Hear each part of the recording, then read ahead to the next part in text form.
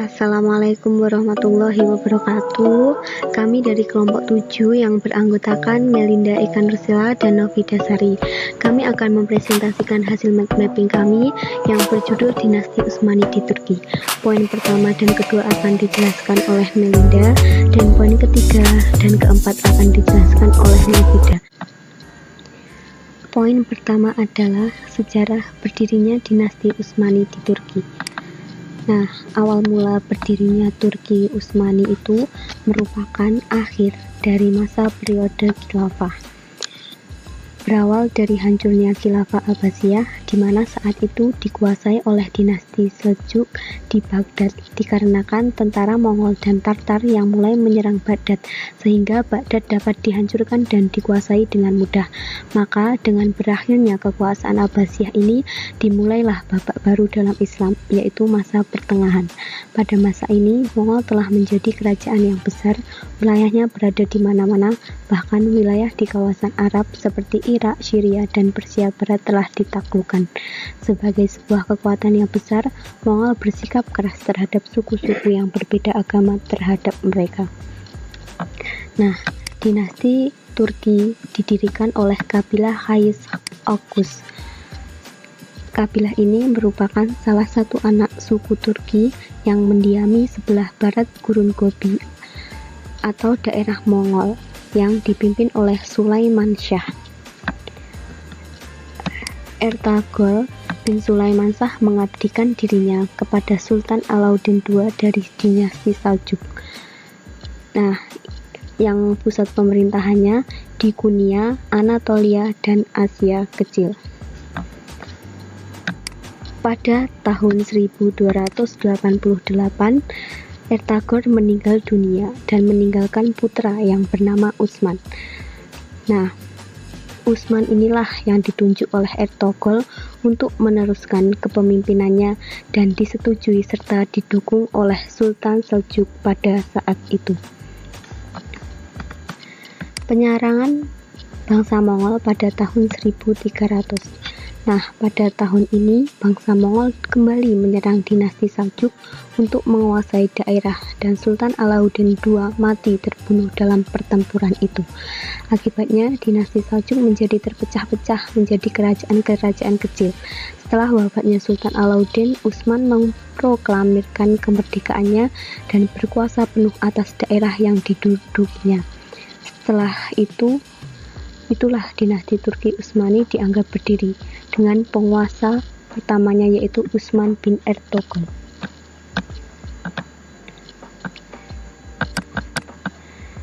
Utsman menjadi pemimpin dinasti Seljuk. Nah, setelah menjadi pemimpin, Utsman memperluas daerah kekuasaannya. Ia mengirim surat kepada raja-raja kecil untuk memberitahukan bahwa sekarang ia seorang raja yang besar, dan ia menawarkan kepada raja-raja kecil itu untuk memilih salah satu di antara 3 perkara, yaitu Islam, membayar jizyah, dan perang. Namun, beberapa raja yang tidak tunduk dan meminta bantuan bangsa Tartar untuk menyerang dinasti Seljuk. Namun, Utsman tidak merasa takut sehingga menyiapkan pasukannya dan berakhir kemenangan untuk Utsman. Setelah menjadi seorang raja yang besar, setapak demi setapak wilayah kerajaannya dapat diperluas. Nah, dalam perkembangannya, dinasti Turki Utsmani itu memiliki banyak silsilah raja yang bahkan mencapai 40 raja. Kesemua raja tersebut merupakan keturunan-keturunan keluarga besar Utsman yang setiap rajanya memiliki kelebihan dan kekurangan masing-masing dalam hal menjadi seorang pemimpin pemerintah. Berikut merupakan beberapa raja atau sultan yang memiliki andil besar di dalam perkembangan Turki Utsmani maupun Islam. Yang pertama adalah Sultan Utsman bin Ertugrul. merupakan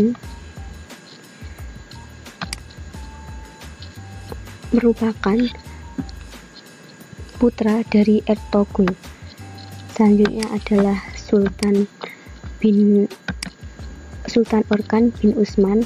Ini merupakan pada saat putra dari Utsmanah. Pada kepemimpinan Urkan ini berhasil mereformasi dan membentuk 3 pasukan tentara, yakni tentara Sipahi, tentara Hazab, dan tentara Janisari. Selanjutnya adalah Sultan Murad I bin Orkan. Nah, merupakan pengganti Orkan. Kebijakan militer dikembangkan olehnya. Seluruh pasukan militer dididik dan dilatih dalam asrama militer dengan pembekalan semangat perjuangan Islam. Kekuatan militer ini berhasil mengubah negara Utsmani yang baru lahir ini menjadi mesin perang yang paling kuat. Selanjutnya adalah Sultan Bayazid. Nah, merupakan putra dari Murad. Bayazid ini terkenal dengan serangan-serangannya yang cepat terhadap lawan-lawannya. Hal ini dibuktikan pada saat masa itu terjadi perang besar antara pasukan Utsmani dan sekutu Eropa yang dimenangkan oleh pasukan Utsmani. Selanjutnya adalah Sultan Muhammad Al-Fateh. Siapakah Sultan Muhammad Al-Fateh? Nah, kerajaan Utsmani bangkit kembali dan mencapai kegemilangannya itu pada masa Muhammad II yang digelari Al-Fateh atau Sang Penakluk. Kota penting yang berhasil ditaklukkan ini adalah Konstantinopel pada tahun 1453. Selanjutnya adalah Bayazid II. Bayazid II pada kepemimpinannya itu lebih mementingkan kehidupan tasawuf daripada berperang. Selanjutnya adalah Salim I. Merupakan dalam pada masa sultan ini itu para sultan Utsmani menyandang 2 gelar, yakni sultan dan khalifah.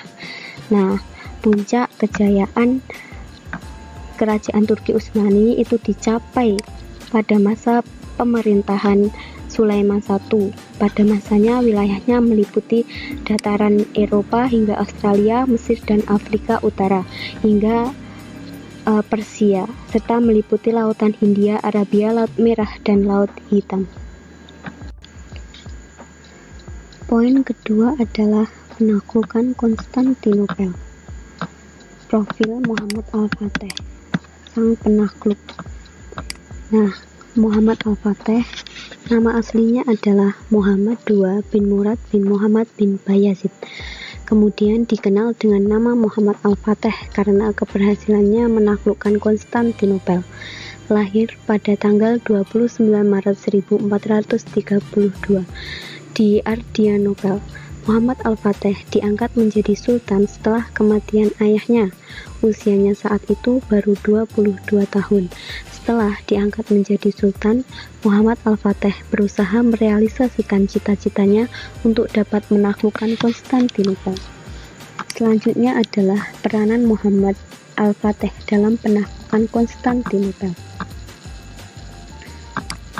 Peranan yang pertama adalah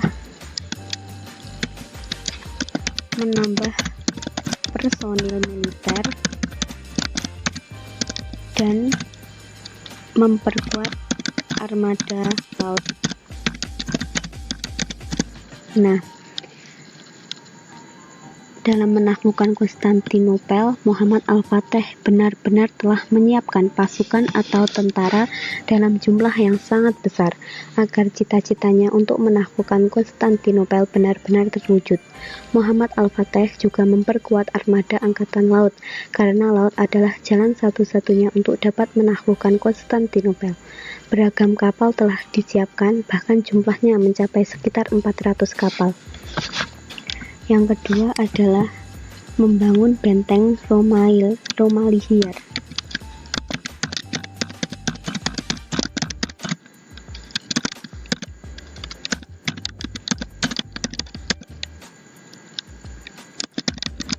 Nah, alasan Al-Fateh membangun benteng Romalihir ini untuk menempatkan sebagian pasukannya dan mencegah adanya pasukan bantuan terhadap Konstantinopel ketika pengepungan Konstantinopel dilakukan. Yang ketiga adalah menghimpun persenjataan.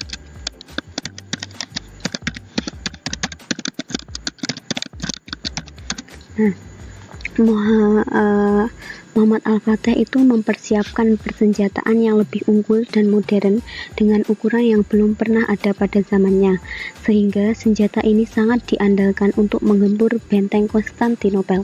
Senjata terpenting dan paling canggih pada masa itu adalah meriam. Yang keempat adalah mengadakan perjanjian damai.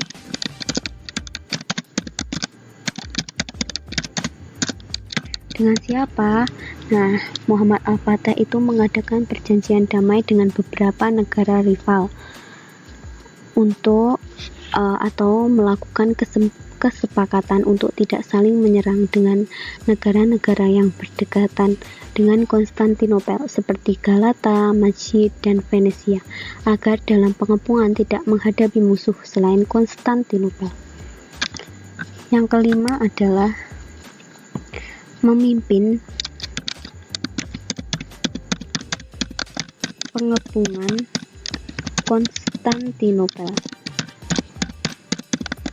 Nah, keberhasilan pasukan Islam di bawah Sultan Muhammad Al-Fatih menaklukkan Konstantinopel merupakan suatu hal yang luar biasa bagi pasukan Islam, karena usaha untuk menaklukkan kota ini sudah dimulai sejak berabad-abad dengan mengalahkan Bizantium dan menaklukkan Konstantinopel.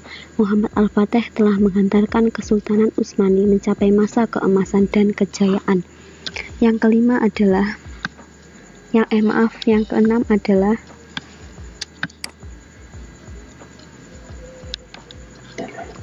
menyebarkan agama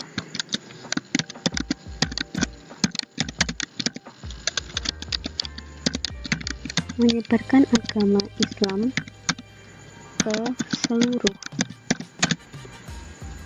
Konstantinopel dan wilayah Eropa.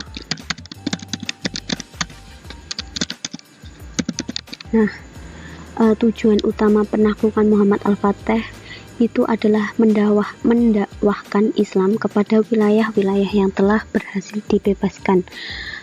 Misi dakwah yang dilakukan Muhammad Al-Fatih tergambar saat jatuhnya Konstantinopel. Ia langsung mengubah gereja Mekkah Hagia Sophia untuk dialihfungsikan menjadi masjid dan mengganti nama kota menjadi Istanbul, yang berarti kota Islam. Baik, itu merupakan penaklukan Konstantinopel. Selanjutnya untuk poin ketiga dan keempat akan dijelaskan oleh Novida. Terima kasih. Baik, di sini saya akan melanjutkan presentasi dari Mbak Melinda yang selanjutnya, yaitu peradaban dinasti Utsmani di Turki dan kemunduran dinasti Utsmani di Turki. Yang pertama yaitu peradaban dinasti Utsmani di Turki. Nah, peradaban selalu memiliki sifat saling mempengaruhi terhadap peradaban yang lain, sebab perkembangan sebuah peradaban sangat dipengaruhi oleh corak dan karakter peradaban yang berinteraksi dengannya. Demikian halnya dengan Turki Utsmani. Dalam masa pemerintahan yang relatif lama dan dengan segala kemajuan yang telah dicapai pada masa keemasannya, Turki mempunyai andil dan pengaruh yang tidak sedikit dalam perkembangan peradaban Islam, baik di negara-negara Arab, Asia, bahkan Eropa. Nah, langsung saja peradaban yang pertama yaitu pada bidang kemiliteran, yaitu pembaruan keanggotaan militer. Di sini pembaruan diorganisasi oleh Sultan Orkan, tidak hanya dalam bentuk mutasi personal pimpinan, tetapi juga diadakan perombakan dalam keanggotaan. Bangsa-bangsa non-Turki dimasukkan sebagai anggota, bahkan anak-anak Kristen yang masih kecil diasramakan dan dibimbing dalam suasana Islam untuk dijadikan prajurit. Program ini ternyata berhasil dengan terbentuknya kelompok militer baru yang disebut Janissary atau Inkişariyah. Pasukan inilah yang dapat mengubah negara Utsmani menjadi mesin perang yang paling kuat dan memberikan dorongan yang amat besar dalam penaklukan negeri-negeri non-muslim. Nah, yang selanjutnya yaitu dalam bidang pemerintahan. Keberhasilan ekspansi tersebut dibarengi dengan terciptanya jaringan pemerintah yang teratur. Selain itu, pada masa Sulaiman I disusun sebuah kitab undang-undang yang disebut Qanun yang diberi nama Multaqo al-Abhur yang menjadi pegangan hukum bagi kerajaan Turki Utsmani. Selain itu, struktur pemerintahannya yaitu Sultan sebagai penguasa tertinggi dibantu oleh Shadr al-Azam atau Perdana Menteri yang membawahi Pasha atau gubernur. Nah, gubernur mengepalai daerah tingkat 1 dan di bawahnya terdapat al-Zanazik atau al-A'lawiyah yaitu bupati.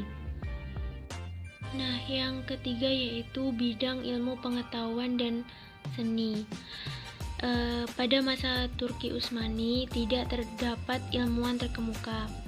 Turki Utsmani lebih banyak memfokuskan kegiatan mereka dalam bidang kemiliteran.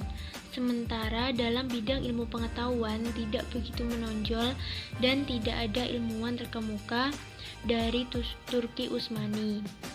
Namun dalam bidang seni arsitektur mereka lebih banyak berkiprah seperti karya berupa bangunan yang indah yaitu seperti Masjid Jami' Muhammad Al-Fatih, Masjid Agung Sulaiman, dan Masjid Abu Ayyub Al-Asy'ari. Masjid-masjid tersebut dihiasi kaligrafi. Selain masjid, pada masa Sultan Sulaiman juga banyak dibangun sekolah, rumah sakit, gedung, makam, dan jembatan. Nah, peradaban yang keempat yaitu pada bidang budaya. Dalam kebudayaan Turki Utsmani terdapat perpaduan budaya yaitu antara kebudayaan Persia, Bizantium, dan Arab.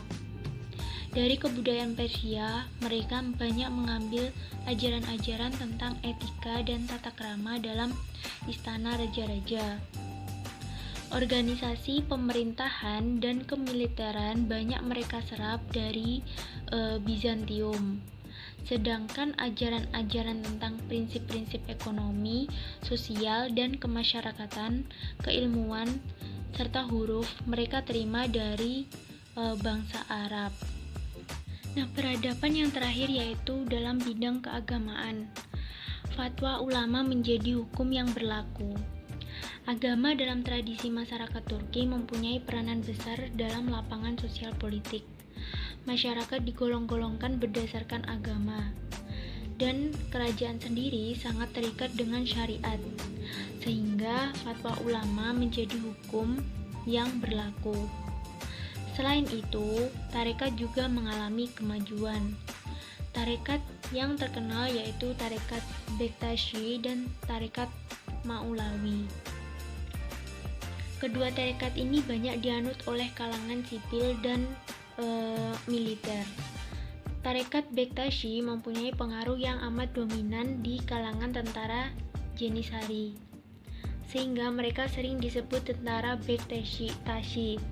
Sehingga tarekat Maulawi mendapat dukungan dari para penguasa dalam mengimbangi Jenisari Bektashi. Yang selanjutnya yaitu kemunduran dinasti Utsmani di Turki. Nah, setelah wafatnya Sultan Sulaiman Al-Qanawi pada tahun 974 Hijriah atau 1566 Masehi, Turki Utsmani mulai memasuki fase kemundurannya. Akan tetapi, sebagai sebuah kerajaan yang sangat besar dan kuat, kemunduran itu tidak langsung terlihat. Banyak faktor-faktor yang menyebabkan kerajaan Utsmani mengalami kemunduran. Faktor yang ketiga yaitu wilayah kekuasaan yang sangat luas. Perluasan wilayah yang begitu cepat yang terjadi pada dinasti Utsmani menyebabkan pemerintahan merasa kesulitan dalam melakukan administrasi pemerintahan. Penguasa Turki Utsmani hanya mengadakan ekspansi dan mengabaikan sistem pemerintahan. Hal ini berakibat wilayah yang jauh dari pusat mudah direbut dan sebagian berusaha melepaskan diri. Faktor yang keempat yaitu adapun faktor-faktor penyebab kemunduran dinasti Utsmani di Turki. Yang pertama yaitu kelemahan para penguasa setelah Sultan Sulaiman. Setelah Sultan Sulaiman wafat, terjadi pergantian penguasa. Akan tetapi, para penguasa memiliki kepribadian dan kepemimpinan yang lemah, dan akibatnya pemerintahan menjadi kacau dan susah teratasi. Faktor yang kedua yaitu melemahnya semangat perjuangan prajurit. Ini terjadi karena terdapat banyak kekalahan dalam peperangan, sehingga muncul pemberontakan-pemberontakan di beberapa wilayah kekuasaan Turki Utsmani. Faktor yang keempat yaitu heterogenitas penduduk. Dari banyaknya dan beragamnya penduduk, maka jelas administratif yang dibutuhkan juga harus memadai dan bisa memenuhi kebutuhan hidup mereka. Akan tetapi, pasca Sulaiman, Turki Utsmani tidak memiliki administrasi pemerintahan yang bagus karena pemimpin-pemimpin yang berkuasa sangat lemah dan mempunyai perangai yang jelek. Yang kelima yaitu merosotnya ekonomi. Akibat peperangan yang terus-menerus, maka biaya pun semakin membengkak. Sementara anggaran belanja negara juga sangat besar. Yang keenam yaitu terjadi stagnasi dalam lapangan ilmu dan teknologi. Dinasti Utsmani Turki kurang berhasil dalam pengembangan ilmu dan teknologi karena mereka hanya mengutamakan pengembangan militernya. Maka jika tidak dibarengi dengan perkembangan atau kemajuan dalam ilmu dan teknologi, menyebabkan dinasti Utsmani di Turki tidak sanggup menghadapi persenjataan musuh. Yang terakhir yaitu munculnya gerakan nasionalisme Turki. Sekian presentasi dari kelompok kami. Ada kurang lebihnya kami mohon maaf. Wabillahi taufiq wal hidayah. Wassalamualaikum warahmatullahi wabarakatuh.